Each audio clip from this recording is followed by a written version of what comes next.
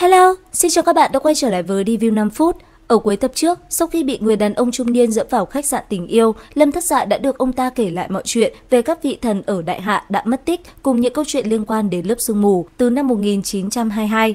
Những tin tức mà Triệu Không Thành nói hiển nhiên đã làm thế giới quan của hắn suy sụp hoàn toàn. Nếu như không phải hắn tận mắt nhìn thấy thiên sứ, thì có lẽ cũng sẽ lập tức gọi điện cho bệnh viện tâm thần mang người đàn ông này đi. Trầm ngâm một lát, hắn nhìn thẳng vào mắt Triệu Không Thành lên tiếng hỏi: cột sáng kim sắc hôm trước trên người ta rốt cuộc là cái gì?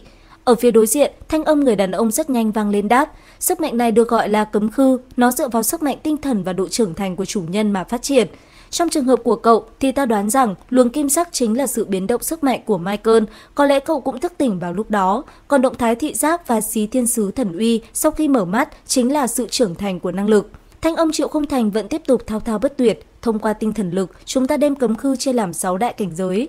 Tinh thần lực như chén rượu nước, ít mà không động, được xưng là đệ nhất cảnh trản cảnh, như nước trong hồ nhiều mà không động là đệ nhị cảnh trì cảnh, như dòng nước chảy nhiều mà lưu thông là đệ tam cảnh xuyên cảnh, như nước của biển cả mênh mông rộng lớn được xưng là đệ tứ cảnh hải cảnh.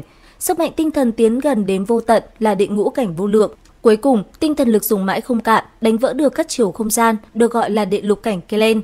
Lâm Thất Dạ nghe xong hào hứng nói: ta hiện tại là cảnh giới gì?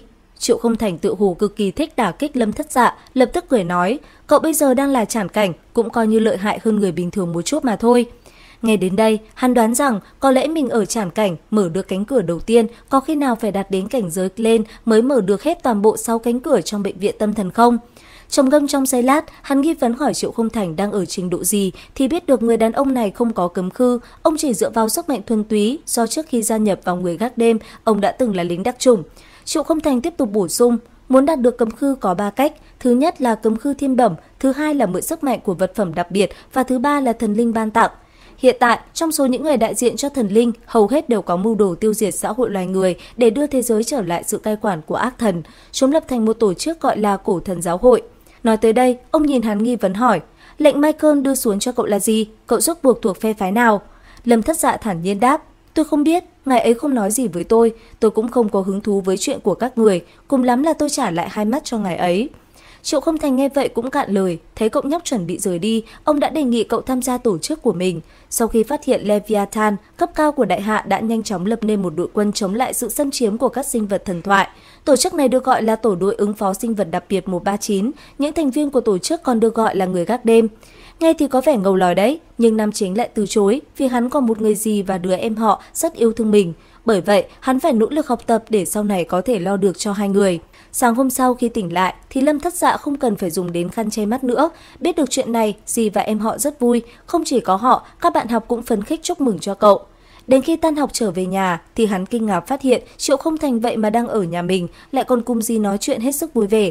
Cả hai vào phòng của Lâm Thất Dạ, khi đã có không gian riêng tư, người đàn ông này lập tức đặt trên bàn một xấp tiền lớn, rồi bảo hắn cầm lấy số tiền này mua gì đó ngon ngon cho người nhà. Lâm Thất Dạ dĩ nhiên không nhận, hắn quả quyết bản thân có thể tự lo cho người nhà của mình. Nghe vậy, Triệu Không Thành kể về quá khứ của mình và nói rất hâm mộ cậu, bởi khi xưa vì gia nhập tổ chức mà không thể chăm sóc tốt cho người thân của mình. Ông nói rằng sẽ tôn trọng quyết định không gia nhập tổ chức của Lâm Thất Dạ. Rốt cuộc, hai người bắt tay nhau lần cuối rồi ông cũng rời đi. Khi màn đêm buông xuống, tin tình báo phát hiện vết tích của Quỷ Diện Vương đã được truyền đến tai của người gác đêm. Nhiệm vụ của Triệu Không Thành lần này là bảo vệ cư dân ở khu Lão Thành. Ông chỉ cần dùng vô giới không vực nhốt yêu quái lại, chờ tổ chức cho người đến xử lý. Khi nhận nhiệm vụ này, ông biết rõ thứ kia không thể nhốt được Quỷ Diện Vương. Chính vì thế lập tức đưa ra quyết định sẽ sơ tán dân cư trong khu vực này qua chỗ khác, bởi gia đình Lâm Thất Dạ đang ở trong khu vực này. Tuy nhiên, số ông cũng thật nhỏ, vừa di chuyển thì đã bị Quỷ Diện Vương chặn đầu. Tổ đội quan sát lập tức yêu cầu ông không nên đối đầu trực diện với quái thú này, nhưng ông đã không còn sự lựa chọn nữa rồi. Đến đây thì cũng hết tập 3 bộ phim Trảm Thần, dù mới chỉ ra mắt được 2 tập, nhưng mình thấy đây là bộ phim đáng để theo dõi. Các bạn đừng quên đăng ký kênh để cập nhật những thông tin mới nhất về bộ 3D này nha. Bây giờ thì xin chào và hẹn gặp lại các bạn.